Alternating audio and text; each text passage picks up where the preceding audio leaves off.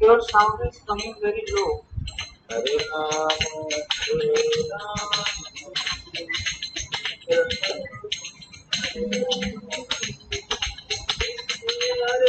Krishna Hare Krishna Krishna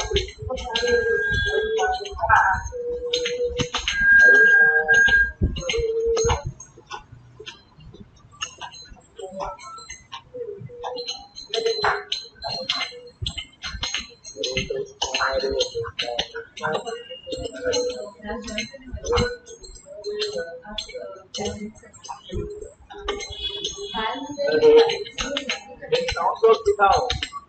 Hare Ram, Hare Ram, Ram Hare Hare, Krishna Hare Krishna, Krishna Hare Hare, Hare Ram, Hare Ram, Ram Hare Hare, Krishna Hare Krishna. ये sound of करना चाहिए छोटा sound हरे कृष्णा हरे कृष्णा कृष्णा कृष्णा हरे हरे हरे राम हरे राम राम हरे हरे हरे कृष्णा हरे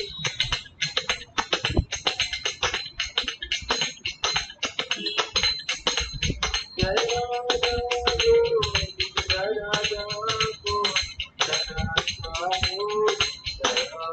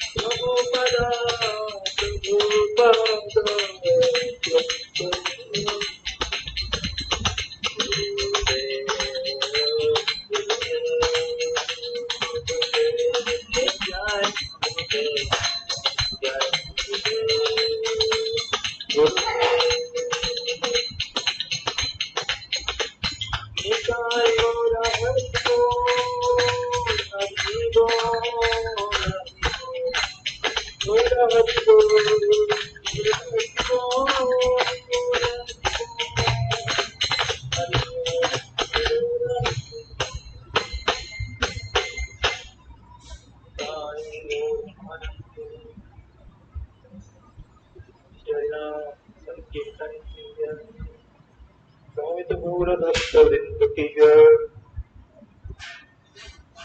पुरुषोत्तम मास महा महोत्सव की जय। परमा एकादशी महा महोत्सव की जय। दाई गौर प्रेमानंदे हरि बोल।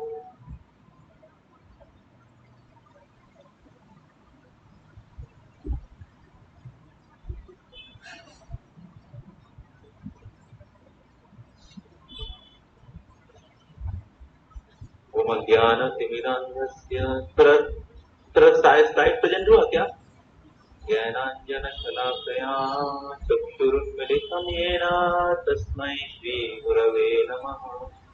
श्रीचैतन्यमनोभीष्टं स्थापितं येन भूतले स्वयं रूप कदा मह्यं ददाति प्रपदान्तिकम्।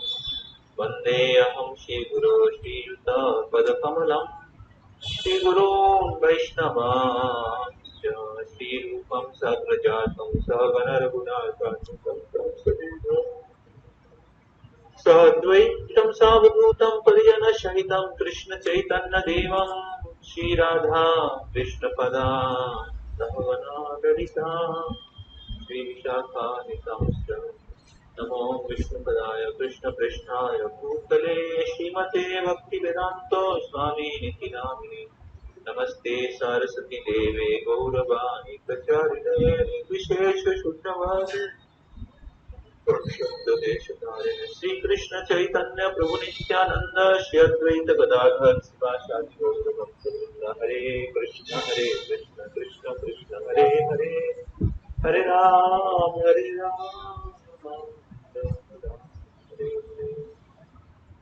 आप सभी को स्वागत करते हैं ऑनलाइन ऑफलाइन दोनों डिवोटीज को। मैं देखा ऑफलाइन में कौन आए हैं और ऑनलाइन में भी कौन आए हैं। तो क्योंकि बाहर में बहुत बारिश हो रहा है तो इसलिए मेरे को कोई गाड़ी नहीं मिल रहा है इधर से जाने के लिए और इसलिए मैं वॉइस में पहुंच नहीं पाया हूँ, तो सॉरी। और जो लोग वॉइस पे आए हैं मैं धन्यवाद देना चाहूँगा, अपने अपने समय निकाल के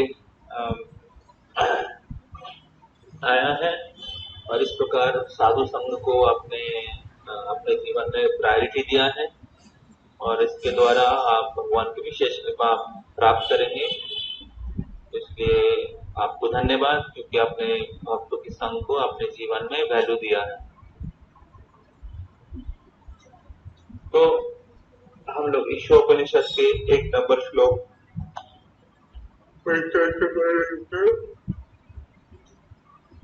तो हम लोग चर्चा कर रहे थे कि ईशोपनिषद के 1 नंबर श्लोक ईशावास्यम इदं सर्वं यत्किंच जगतां जगत् तेन तत्तेन भुञ्जितः मा वृथा कष्टसिद्धनम्। तो ईशावास्यम इदं सर्वं यत्किंच जगतां जगत्, ईशा मतलब ईश्वर,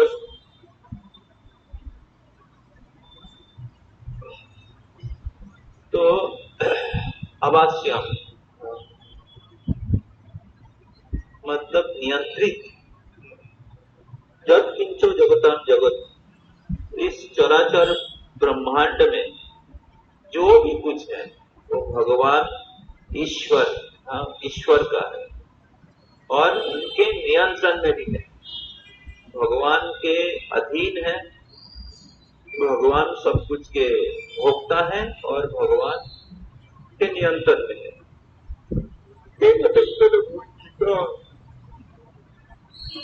इसलिए भगवान हमारे लिए जितना हमारे लिए वराद किया है, जितना हम लोगों के लिए भगवान हमारे कोटा में है, उतना हमें स्वीकार करना चाहिए और इससे और दूसरे के संपत्ति में हमें भाग लेना नहीं चाहिए, दूसरे की संपत्ति में हमें अधिकार नहीं करना चाहिए। सब कुछ भगवान की प्रॉपर्टी है। तो ये उनके अनुवाद है और इसके संबंध में हम लोग 2 क्लास कर चुके हैं। पहले एक क्लास हुआ था, लास्ट वीक में मैंने फिर से रिवाइज किया था तो उसमें हम लोग बहुत सारे चीज हम लोग चर्चा कर रहे थे। तो इस श्लोक में हाँ, इस श्लोक में वास्तविक रूप से प्रभुपाद के तात्पर्य में या इस श्लोक के मूल विषय वस्तु में दो चीज बताया गया है। एक है भगवान के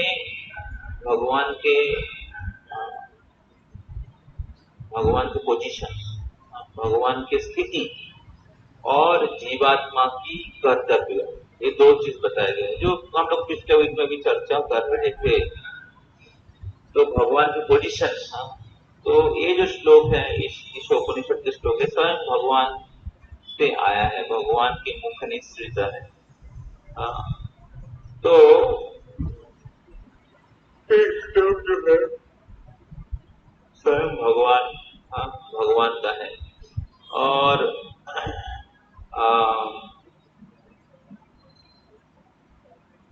भगवान बता रहे हैं कि सब कुछ उनके अधीन है, हमें जितना जरूरत है उतना हमें स्वीकार करना चाहिए। और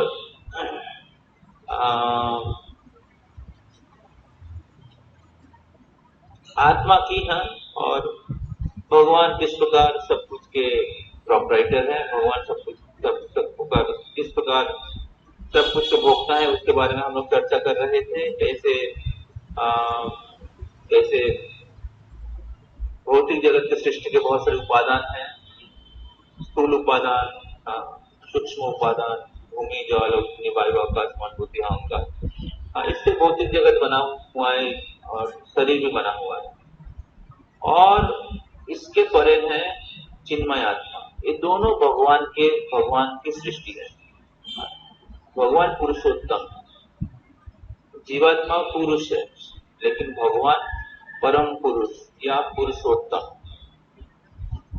एक पुरुषोत्तम मास है। तो ये सभी इस भौतिक जगत के सृष्टि हुए सभी जीव और जल दोनों भगवान के संपत्ति है, भगवान के नियंत्रण में।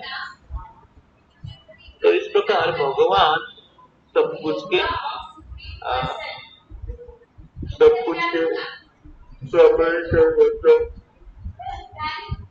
के स्वामी मालिक है। अभी जीवात्मा का क्या रोल है? जीवात्मा के रोल है, जीवात्मा को क्या करना चाहिए, हम लोग को क्या करना चाहिए?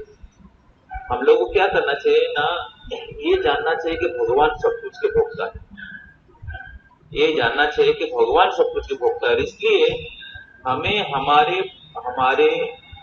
अपने आप को भोक्ता नहीं मानना चाहिए। हमारे घर, हमारे परिवार, हमारे बैंक बैलेंस, हमारे धन, हमारे बीवी बच्चे, हमारे वॉइस, हमारा लैपटॉप, ऐसा नहीं सोचना चाहिए कि सब मेरा प्रॉपर्टी है, मैं इसका मालिक हूं।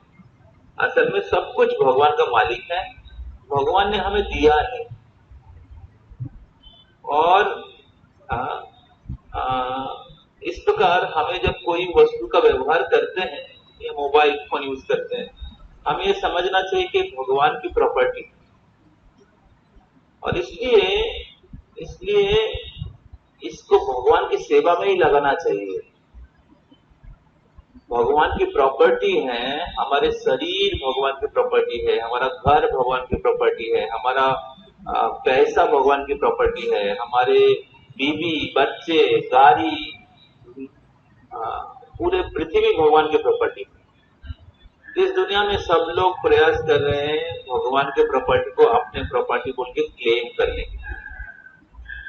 भारत वर्ष था, उससे पहले मुगल लोग अटैक किया था, उसके बाद ब्रिटिश लोगों ने अटैक किया था। उस समय वो लोग सोच रहे थे, वो लोग बोलने की प्रयास कर रहे थे कि मेरा प्रॉपर्टी है, लेकिन वो चला गया। अभी भारतवर्ष की स्वाधीन हो गया और भारतवर्ष में अलग अलग पॉलिटिकल पार्टी, पहले कांग्रेस था, उसके बाद बीजेपी, अभी तो सबके अंदर लड़ाई चल रहा है, मेरा प्रॉपर्टी है, मेरा देश है, मेरा लैंड है। इस प्रकार सब लोग मेरा प्रॉपर्टी बोल के क्लेम करने के लिए प्रयास करें। काल के प्रभाव से जैसे जैसे बहुत तेज हवा बादल को इधर उधर कर देता है, तेज हवा बादल को इधर उधर कर देता है, उसी प्रकार काल के प्रभाव से सब इधर उधर हो जाते हैं। और जैसे मैं लास्ट टाइम बोल रहा था, लास्ट टाइम बोल रहा था कि नेपोलियन फ्रांस के राजा थे, बहुत पावरफुल राजा थे। और सब लोग सुनिएगा, कोई बात नहीं करेगा। हाँ, तो फ्रांस में एक स्लोगन है, France is Napoleon and Napoleon is France. इतना फेमस राजा, इतना पावरफुल राजा थे, सबको कॉन्कर कर रहे थे। तो वो लोग बोल रहे थे, फ्रांस के लोग बोलते France is Napoleon, Napoleon is France, France is Napoleon, Napoleon is France, इस प्रकार स्लोगन है। तो प्रभुपाद जी जब गए थे फ्रांस में, तो प्रभुपाद जी बोल रहे थे कि फ्रांस भी है और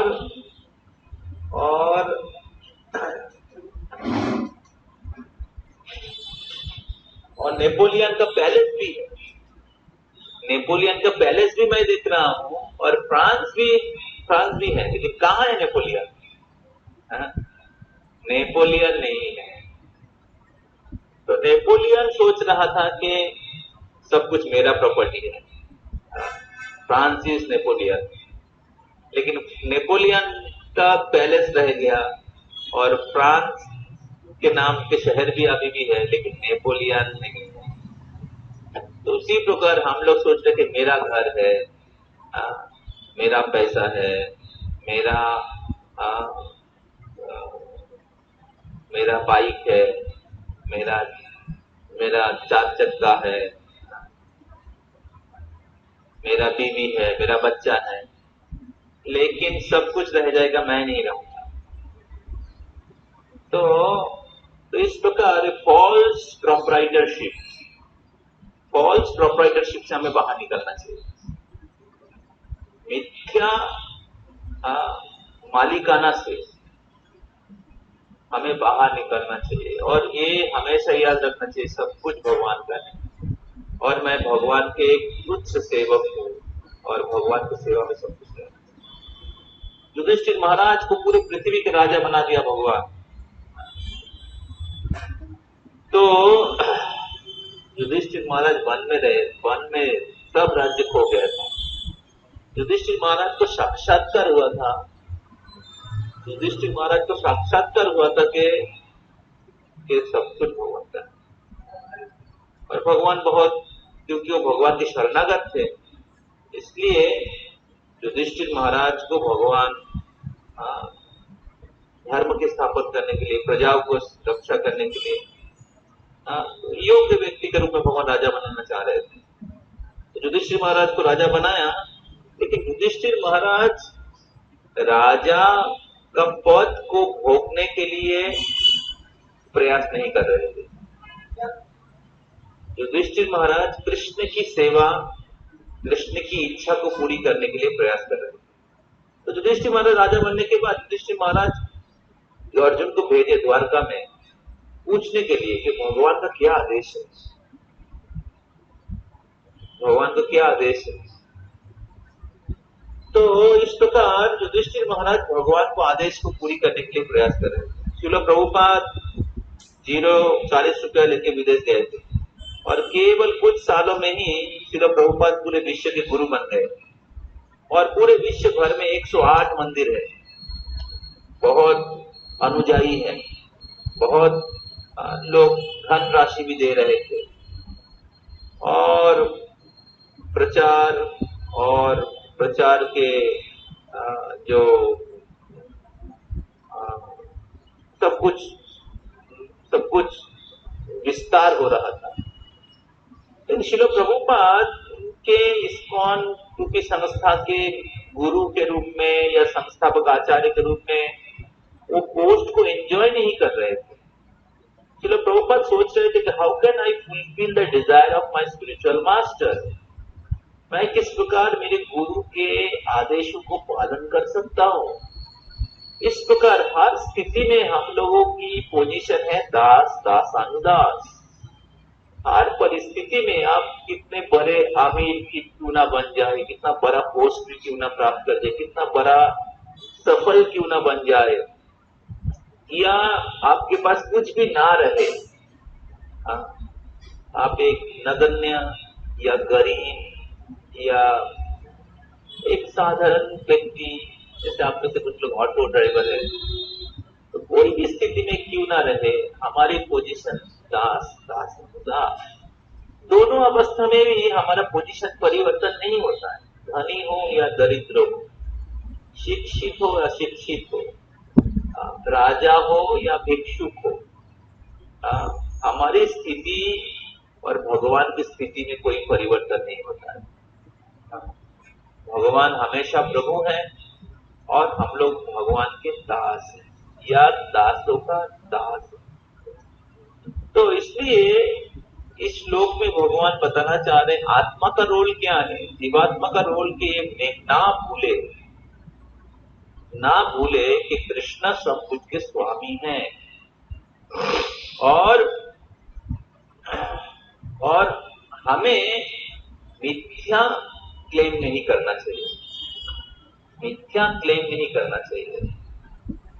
तो अभी हम लोगों को नया वॉइस मिला है, पहले हम लोग पुराने जगह में थे, अभी नए जगह में आए, थोड़ा भगवान की कृपा से हमें भगवान ने थोड़ा और ज्यादा सुविधा दिया है।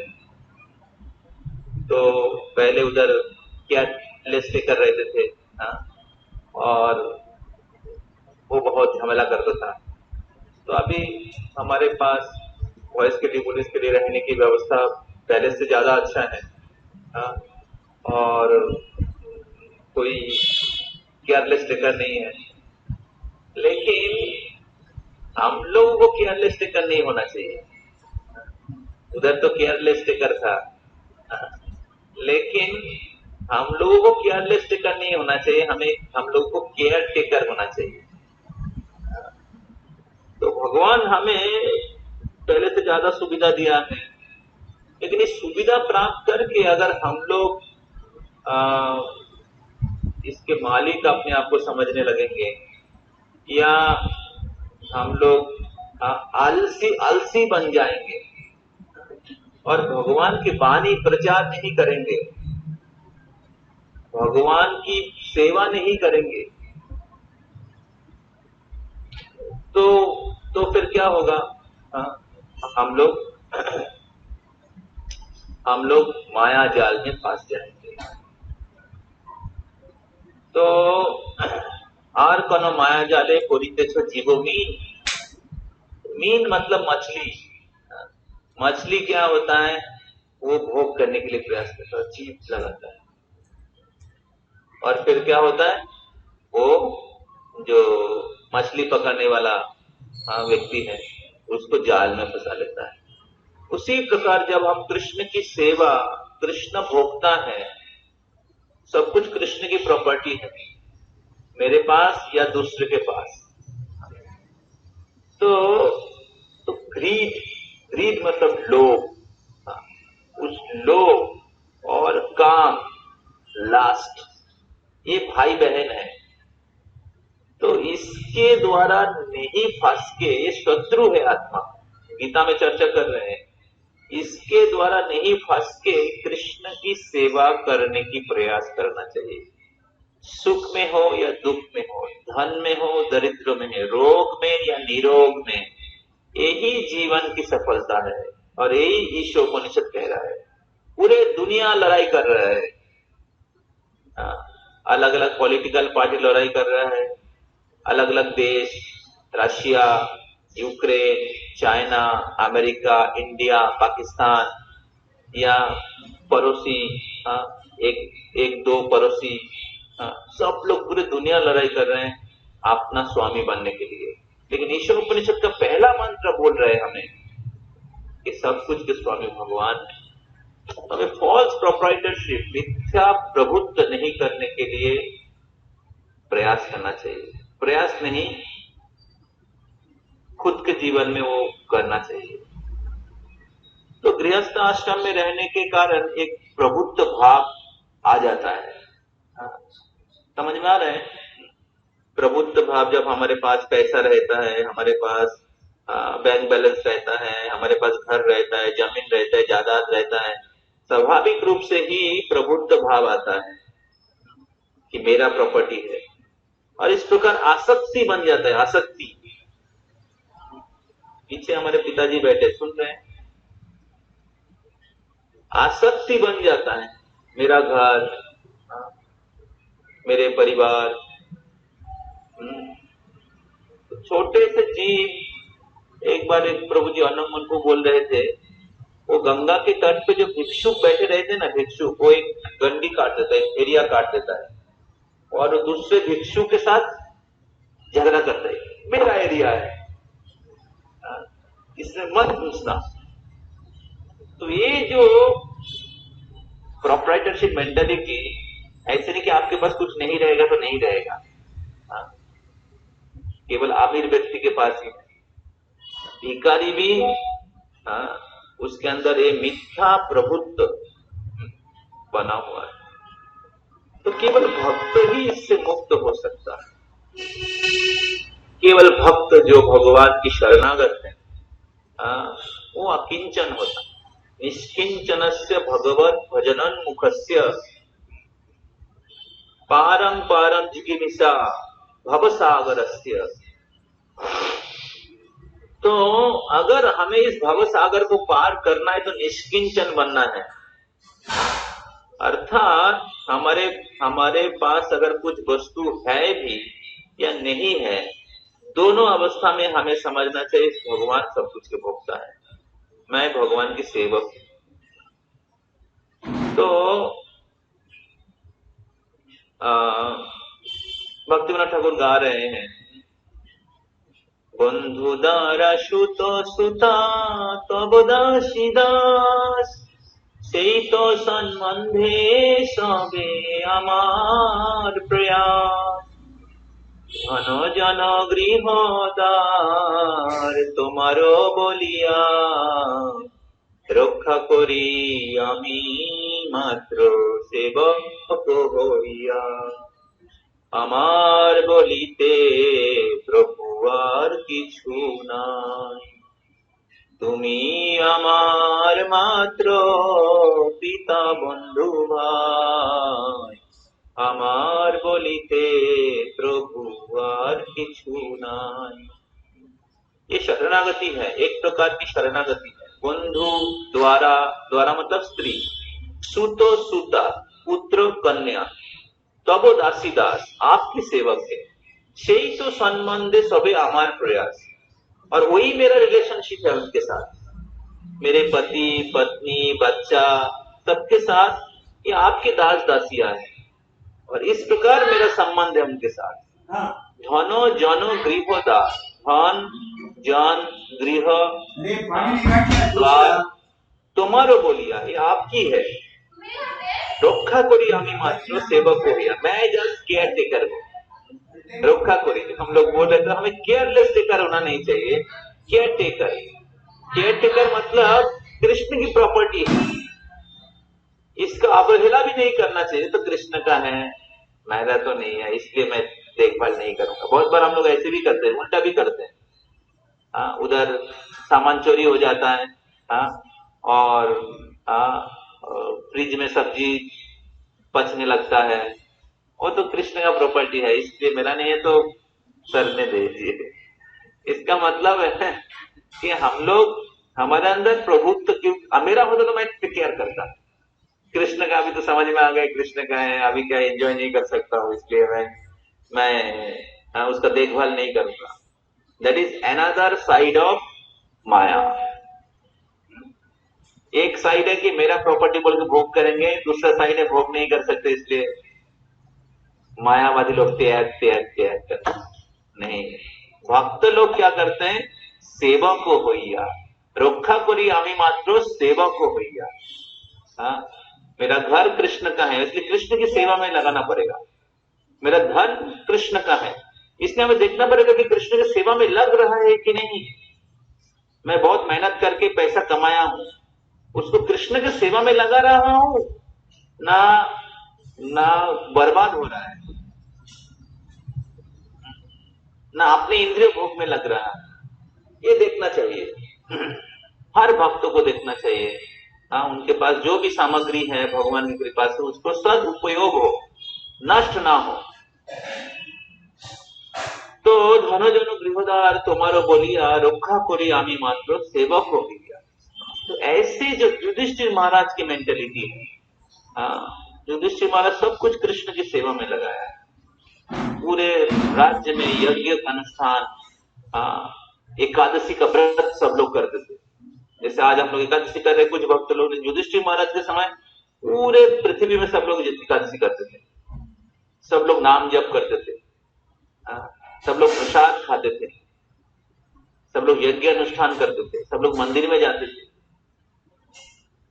तो इस प्रकार युधिष्ठिर महाराज वो निशम्य भीष्म स्तमोच्युतोक्तम प्रवृद्ध विज्ञान विधौ तो विभ्रमा। तो युधिष्ठिर महाराज निशम्य भीष्म तमो अच्युतोक्तम, क्योंकि उन्होंने भीष्म देव और अच्युत भगवान से श्रवण किया है, हाँ, महाजनों से श्रवण किया है, शुद्ध भक्त से श्रवण किया, इसके द्वारा, इसके कारण वो प्रवृद्ध विज्ञान विधौ तो विभ्रम, भ्रम से मुक्त हो गए थे। कौन सा भ्रम? मैं राजा हूं। युधिष्ठिर में राजा नहीं बनना चाह रहे थे,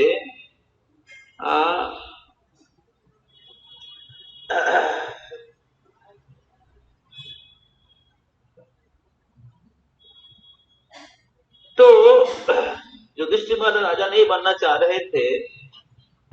वो सोच रहे थे कि मैं राजा बनूंगा तो अहंकार हो जाएगा। लेकिन भगवान श्री कृष्ण और भीष्म देव से श्रवण करने के द्वारा वो सारे विभ्रम से, भ्रम से मुक्त हो गए थे और समझ गए थे कि भगवान ही असली राजा है, मैं उनके हाथ के कठपुतली हूं, मैं उनके हाथ के काठपुतली हूं। प्रभुपाद जी को सेम मूड है, नाचाओ नाचाओ प्रभु नाचाओ से मते, काष्ठेर पुतली जनो नाचाओ से मते। प्रभुपाद जब अमेरिका में जा रहे थे तो उन्होंने एक भजन लिखा था, जलदूत नाम के जहाज में बैठ के, मार्किने भगवत धर्म। तो लिख रहे थे कि मेरा कोई शक्ति नहीं है, भक्ति नहीं वेद नहीं नामे होती बड़ो, भक्ति वेदांत नामे वे सार्थक करो। तो भक्ति वेदांत स्वामी प्रभुपाद कितने हम्बल है, और बोल रहे भक्ति नहीं वेद नहीं नामे होती बड़ो। मेरा भक्ति भी नहीं, वेद भी नहीं, भक्ति भी नहीं है, ज्ञान भी नहीं, लेकिन नाम है बहुत बड़ा। तो मैं तो केवल कठपुतली हूं, आप कृपा करके हमें व्यवहार करिए, कृपा करके आपकी सेवा में जिस प्रकार आप लगाना चाहते हैं उस प्रकार लगाइए। जिस प्रकार प्रभुपाद जी भ्रम से मुक्त थे, जिस प्रकार युधिष्ठिर महाराज भ्रम से मुक्त है कि मैं राजा नहीं हूं, कृष्ण राजा है और मैं ही उनके हाथ की काठपुतली हूं, उसी प्रकार प्रभुपाद जी भी भ्रम से मुक्त थे। प्रभुपाद जी पूरे विश्व में इस्कॉन संस्था का स्थापना किए थे, लेकिन वो मिथ्या प्रभुत्व से मुक्त थे, जो ईशोपनिषद के श्लोक में बताया जा रहा है। बहुत इंपॉर्टेंट श्लोक है, सिंपल है लेकिन बहुत इंपॉर्टेंट है।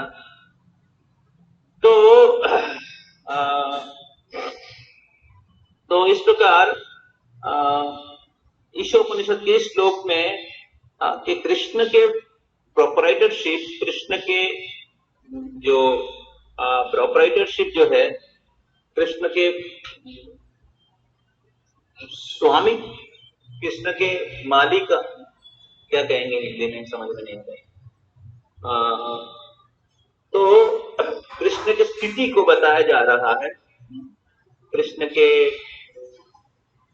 भोक्ता जो है कृष्ण, सर्वलोक महेश्वरम, सभी लोगों की स्वामी है, भौतिक और आध्यात्मिक। तो और जीव के क्या कर्तव्य है ये बताया गया है। जीव के कर्तव्य है, कृष्ण सब कुछ के स्वामी है, और जीवात्मा को कभी मिथ्या प्रभुत्व नहीं करना चाहिए।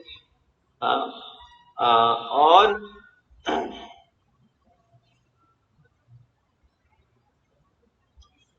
दूसरे के प्रॉपर्टी, दूसरे के संपत्ति हड़पने की प्रयास नहीं करना चाहिए। तो तो नहीं करना चाहिए। करना क्या चाहिए? करना क्या चाहिए ना, कृष्ण भोक्ता है ये हमें हमें रिकॉग्नाइज करना चाहिए। कृष्ण भोक्ता है ये हमें स्वीकार करना चाहिए और सब कुछ कृष्ण के सेवा में अर्पण करना चाहिए। जिस प्रकार प्रभुपाद जी ने अर्पण किया, जिस प्रकार भक्ति विनोद ठाकुर ने अर्पण किया, जिस प्रकार जिस प्रकार युधिष्ठिर महाराज ने अर्पण किया। तो गृहस्थ हो या सन्यासी हो, दोनों अवस्था में हमें ये हमेशा याद रखना चाहिए। या दरिद्रता में भी और धन में भी, सफलता में भी विफलता में भी। तो स्लाइड चेंज करिए।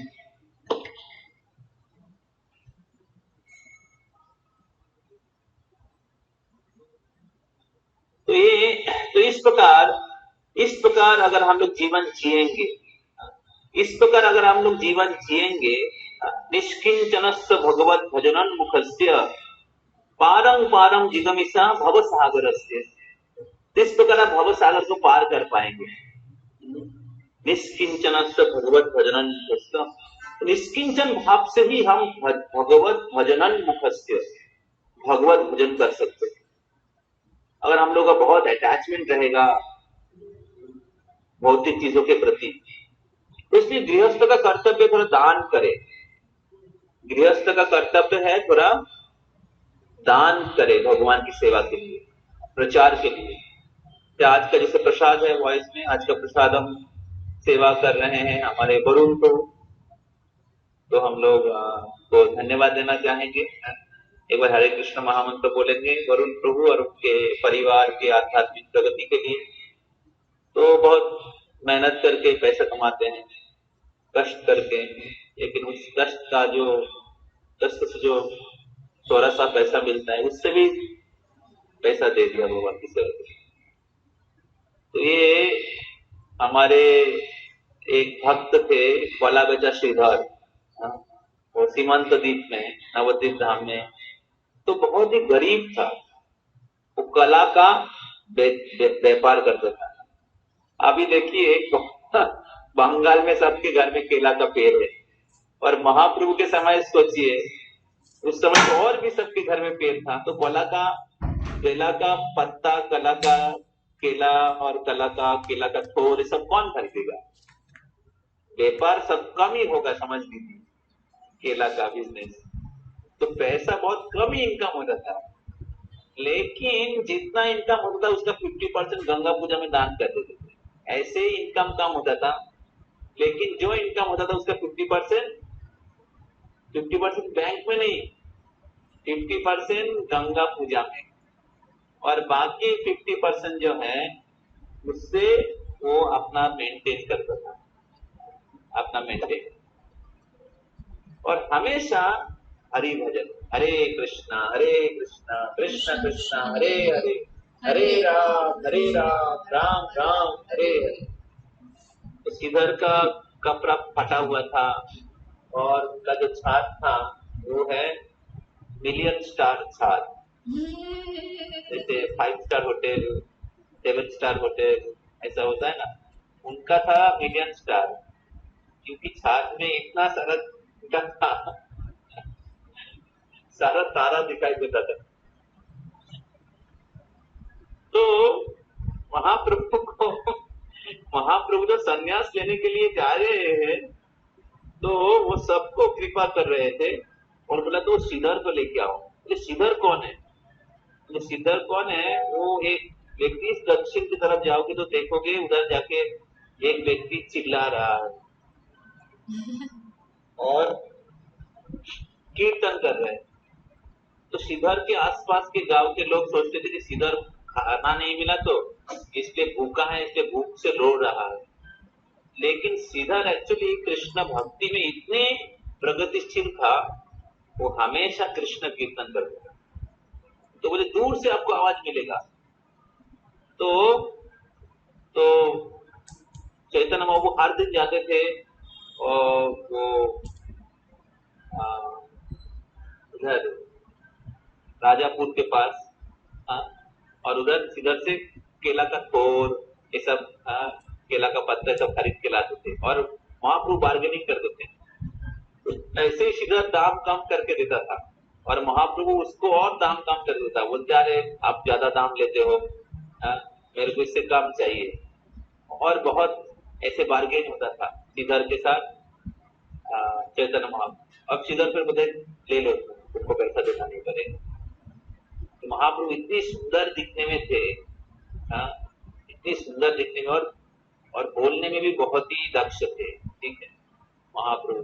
तो उससे श्रीधर बहुत प्रभावित हो जाते और बहुत प्यार से उसको दे देते।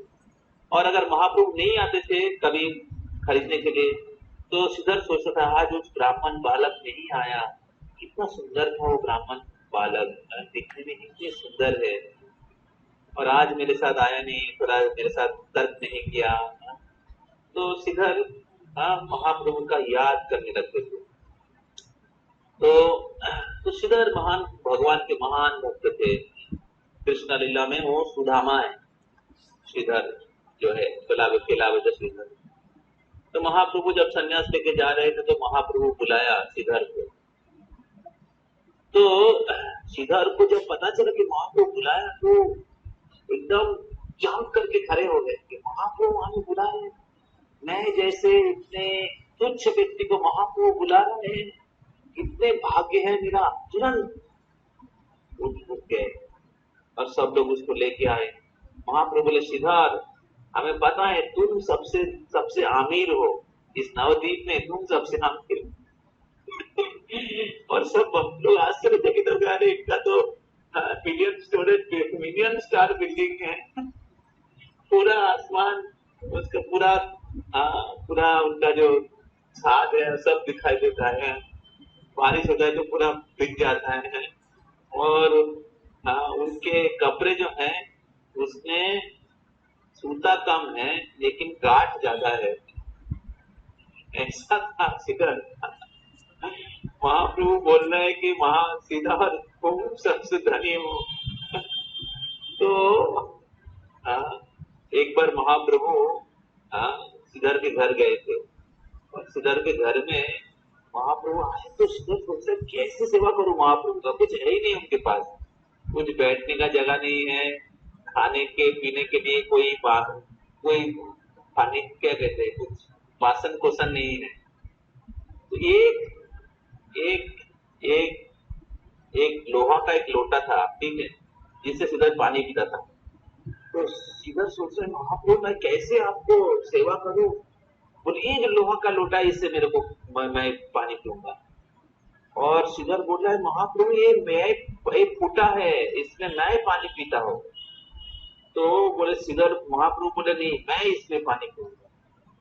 श्रीधर बहुत एम्बेरस हो गए। फिर महाप्रभु बोलने लगे कि श्रीधर मैं पूरे दुनिया को बता दूंगा तुम सबसे धनी हो, सबसे धनी तुम हो। तो श्रीधर बोल रहे महाप्रभु मैं आपके दास हूं, मैं आपके नौकर के नौकर भी, मैं नाखून का योग्य नहीं हूं। तो महाप्रभु बोल रहे कि लोग आपको पहचान नहीं पा रहा, लेकिन मैं जानता हूं कि आप सबसे अमीर हो, क्योंकि आपके पास कृष्ण भक्ति धन, क्योंकि आपके पास कृष्ण भक्ति धन है इसलिए आप सबसे अमीर हो। इस प्रकार महाप्रभु श्रीधर के गुणगान करने लगे, श्रीधर के गुणगान करने लगे। तो महाप्रभु श्रीधर को बोल रहे कि श्रीधर तुम इतना गरीब हो, तुम क्यों धन नहीं कमाते हो,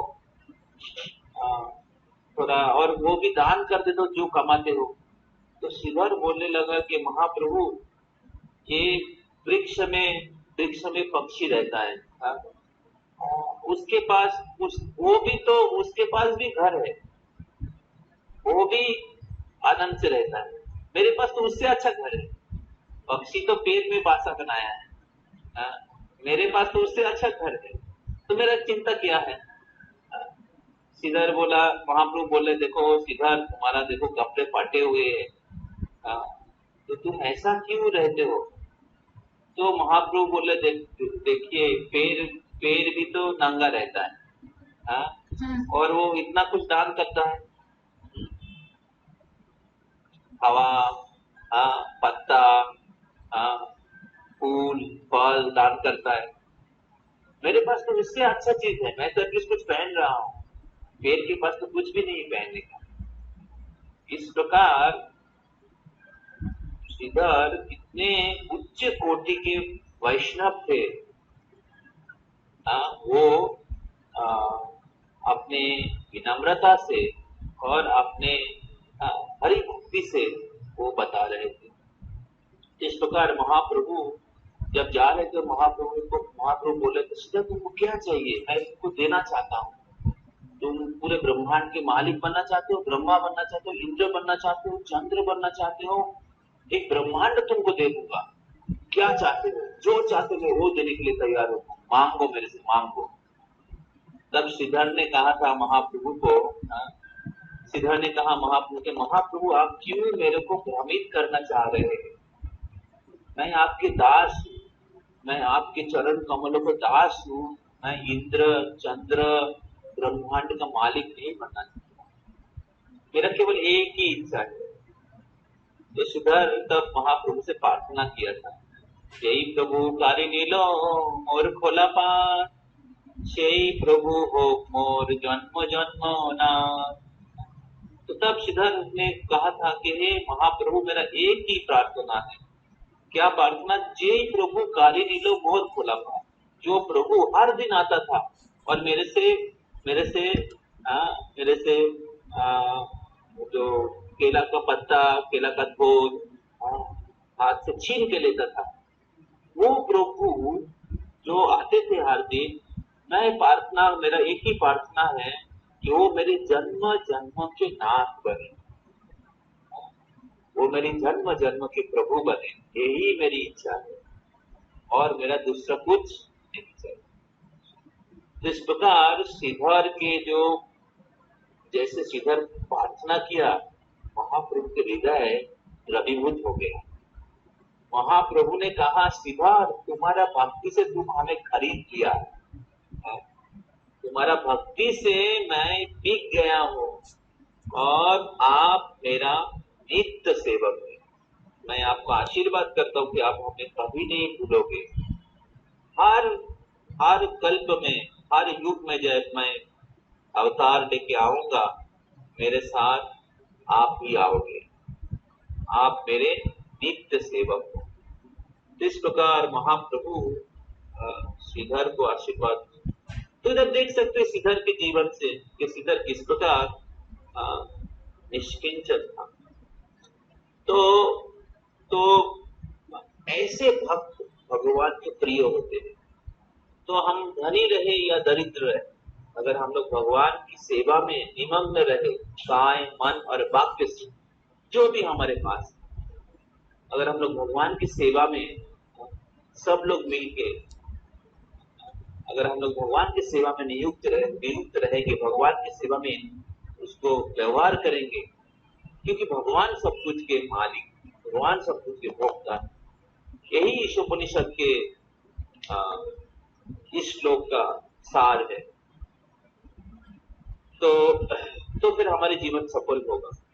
तब हमारे जीवन, इस भौतिक जगत में जिन लोगों के साथ हम लोग कोलकाता शहर में रह रहे हैं, सब लोग इंद्रिय भोग और मिथ्या प्रभु बनने के लिए प्रयास करें। इन लोगों का जितना संग करेंगे उतना ही कृष्ण को भूल जाएंगे, उतना ही हम लोग मिथ्या प्रभु बनने के प्रयास करेंगे।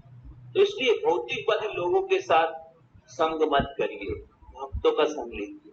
भौतिकवादी लोगों का संग करेंगे तो उनके जैसा ही नरक की ओर आगे बढ़ते रहेंगे, इंद्रिय भोगों के पीछे माया जाल में फंसते जाएंगे और इस भौतिक संसार रूपी अंधे कुएं में गिर जाएंगे। तो इसलिए युधिष्ठिर महाराज जैसे, कोलावेता श्रीधर के जैसे, प्रभुपाद जैसे, भक्ति विनोद ठाकुर के जैसे दिव्य जीवन जिए, दिव्य आनंदमय जीवन। तो ज्यादा इकट्ठा करने से ज्यादा दान करना, भगवान की सेवा के लिए दान करना, ये सबसे बड़ा महानता भगवान की सेवा के लिए, भगवान को या भगवान के भक्तों को दान करना। तो मैं धन्यवाद देना चाहूंगा हमारे वरुण को। ज्यादा कुछ उनकी सैलरी नहीं है, लेकिन उसमें उससे भी है, उन्होंने भगवान की सेवा में दान किया। पिछले उसमें भी हमारे नारायण प्रभु और बाकी सारे भक्त लोग, कालीपद प्रभु, गोपाल प्रभु, राजू प्रभु, इन लोगों ने ना वॉइस में कुछ दान किए हैं। तो मैं बहुत धन्यवाद देना चाहूंगा आप लोगों को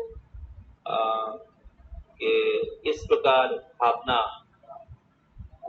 सेवा भावना, दास भावना, कृष्ण के प्रति, कृष्ण के भक्तों के प्रति, ये कृष्ण को बहुत तुष्ट करे, कृष्ण को बहुत पसंद करे। तो हम लोग एक बार हरे कृष्ण महामंत्र बोलेंगे, वरुण प्रभु और बाकी सब भक्त लोग जो पिछले वीक में भगवान की सेवा के लिए, भक्तों की सेवा के लिए, प्रचार के लिए दान किया है। हम लोग एक बार हरे कृष्ण महामंत्र बोलेंगे। हरे कृष्णा कृष्णा कृष्णा हरे हरे, हरे राम राम राम हरे हरे। श्रील प्रभुपाद की जय, समवेत भक्त वृंद की जय। अच्छा, हेमरूप कृष्ण चैतन्य प्रभु, हाँ थोड़ा सा नेक्स्ट स्लाइड पर जा सकते क्या? मैं नेक्स्ट स्लाइड देखना चाह रहा था, तो स्लाइड चेंज नहीं हुआ।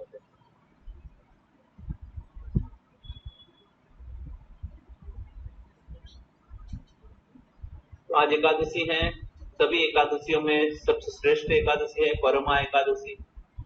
तो इस एकादशी पालन करने से हमारे सारे पाप राशि नष्ट हो जाता है। श्रील गुरु महाराज व्यास पूजा के समय इस एकादशी के बारे में वर्णन कर रहे थे, एकादशी महात्म्य में भी दिया हुआ है। तो इसका नाम ही है परमा एकादशी। परम मतलब सबसे श्रेष्ठ।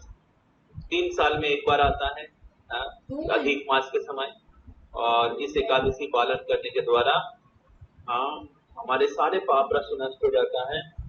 और अगर सामग्रिक रूप से सब लोग नाम जप करते हैं, एकादशी का पालन करते हैं, सब लोग मिल के इकट्ठा होकर, तो पूरे सभी लोगों का पाप राशि नष्ट हो जाता है, ऐसे वर्णन किया गया है। तो बहुत ही विशेष है। तो आप सभी लोग आशा कर रहे, एकादशी कर रहे हैं, जो लोग नहीं कर रहे हैं और अगले एकादशी स्टार्ट कर सकते हैं। और इस एकादशी में ज्यादा से ज्यादा नाम जप करना चाहिए। तो जिन लोगों का नाम जप रेगुलर माला, 8 माला करते, 16 माला करते, आज ज्यादा कुछ करिए, ज्यादा माला करिए, ज्यादा हरिनाम करिए, ज्यादा भगवान की सेवा करिए, ज्यादा हरि कथा सुनिए। इस प्रकार अधिक मास में अधिक भक्ति करने के लिए प्रयास करना चाहिए। गंगा स्नान, 4 चीज, जप, तप, दान, स्नान, ये 4 चीज हमें ज्यादा करना चाहिए। याद रहेगा, जप, तप, तपस्या, थोड़ा हमें तपस्या करना चाहिए, कम खाना चाहिए, कम सोना चाहिए, जप ज्यादा करना चाहिए, और दान ज्यादा करना चाहिए, और स्नान, गंगा स्नान, ये सब 4 चीज, जप, तप, दान, स्नान, ये 4 चीज ज्यादा करना चाहिए। ओके, तो हम लोग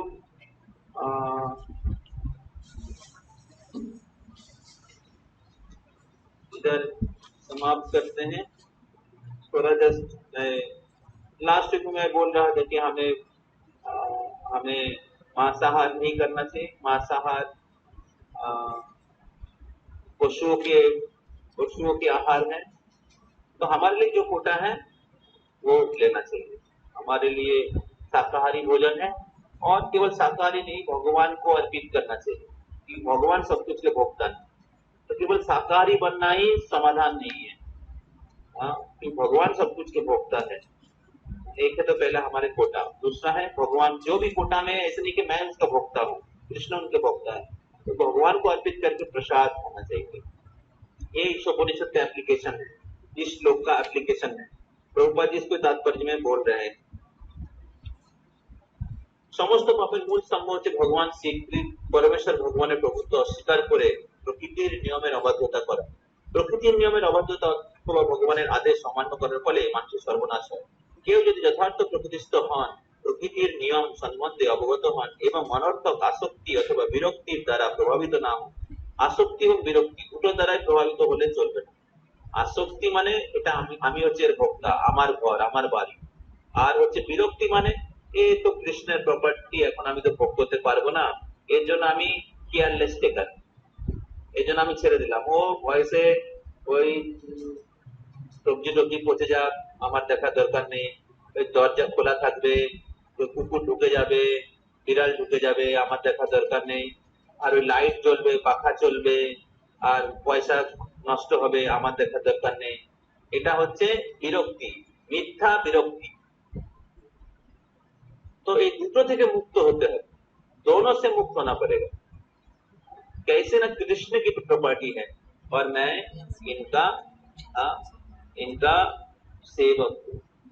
कृष्ण की घर है, कृष्ण की बेटा है, कृष्ण की बेटी है। ऐसे नहीं कि हमारे बच्चे लोग का हम लोग ख्याल नहीं रखेंगे, क्योंकि कृष्ण के पुत्र हैं, कृष्ण की कन्या है, हमें कृष्ण ने दिया है, भेजा है, इसलिए हमें उनका देखभाल करना चाहिए। जैसे जो लोग फॉलो अप प्रीचर्स हैं, फॉलो अप करते हैं, तो हमें वैसे चेतना से हमें करना चाहिए कि कृष्ण हमें दिया है, भक्त लोग हमें दिया है इन भक्तों का देखभाल करने के लिए, तो हमें उस भाव से उन भक्तों का टेक केयर करना चाहिए कि कृष्ण की सेवा अच्छे से करेगा, गुरु की सेवा अच्छे से करेगा, मैं इन लोगों का देखभाल कर रहा हूँ। प्रचारक भक्तों को भी उस प्रकार चेतना होना चाहिए। তো তাহলে ভগবান অবশ্যই তাকে কৃপা করবেন। অনর্থক আসক্তি এবং বিরক্তি দ্বারা প্রভাবিত না হন, তাহলে ভগবান অবশ্যই তাকে কৃপা করবেন এবং তিনি তখন নিঃসন্দেহে তার নিত্য আলয় ভগবানের কাছে ফিরে যাওয়ার যোগ্যতা অর্জন করবেন। वितर्ताग भय क्रोध मन्मना मम पाश्रिता बहवो ज्ञान तपसा भूत मद भाव आगता। भगवत गीता 4.12 मेरे ख्याल से 11 या 12 होगा। तो भगवान बोल रहे इस प्रकार बीत राग भय क्रोध, राग मतलब आसक्ति, बीत राग भय क्रोध और विरक्ति, आसक्ति और विरक्ति और क्रोध, बीत राग भय, भय से मुक्त होकर पवित्र होकर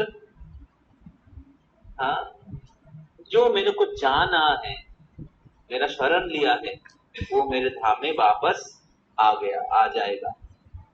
मन मना मामुपाश्रिता, मेरा आश्रय लेकर बीतराग भय क्रोध मन मना मामुपाश्रिता बहु ज्ञान तपसा, बहुत लोग पूत पवित्र होकर पूत मत भाव मांगता मेरे धाम में वापस आ। इस प्रकार अगर इस श्लोक का पालन करेंगे अपने पर्सनल लाइफ में या आपके जिधर भी रहे भक्तों के समुदाय में या घर में, आप भगवत धाम जाने के लिए योग्य बन जाएंगे। Thank you. श्रील प्रभुपाद की। तो अगले वीक में हम लोग, आप लोगों का होमवर्क है ये भूमिका और 1 नंबर श्लोक आप पढ़ के आइएगा। हम लोग 2 नंबर श्लोक शुरू करेंगे। ओके। और आज एकादशी है, आज अभी भी जितना समय है ज्यादा से ज्यादा हरिनाम करिए, तो भगवान की कृपा प्राप्त करेंगे। कल मैं वॉइस में आऊंगा सुबह सुबह और आप सब जो लोग आएंगे रहेंगे आप सबसे मिलेंगे। बहुत धन्यवाद, आप लोग आए हैं नया वॉइस में, आप सबको बहुत बहुत धन्यवाद। अभी स्लाइड चेंज कर रहे थे तो हरे कृष्ण।